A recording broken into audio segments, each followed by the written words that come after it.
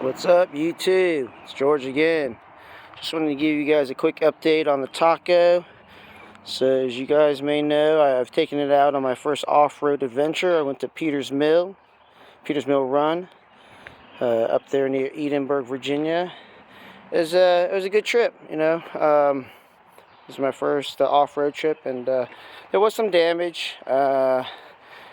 See these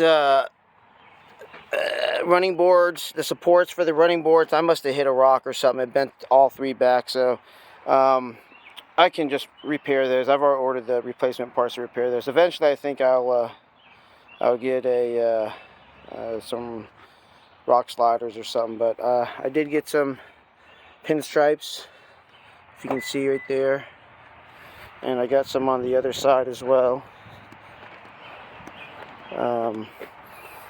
Yeah, I don't know if you can see it over here, but they're pretty long. I mean, they go back. So, but yeah, it wasn't too bad. So let's talk about the upgrades that I've done since the last video. I did get some new hood struts.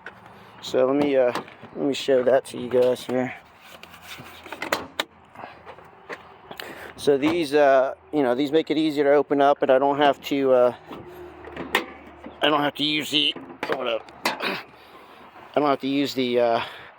the hood prop anymore. So shout out to Ang. I think these work pretty well. So you just close it up. Yep. So I got those hood struts, pretty cheap, easy install. I got some Bilstein 5100 shocks up front to raise it a couple inches. Everything else is stock still as far as the suspension goes. I got leaf packs in the back. These are Old Man Emu leaf packs by ARB, model number EL111R. It's the medium load, so it raises it up about 2 inches. So that's why I got the Bilstein 5100s, to kind of level it out. The front was a little too far down, but it's definitely higher, a couple inches it looks like. And then I got this this cargo basket. So before I got that, I had to get a new rack to put it on, because the overhaul was too far apart, as you can see.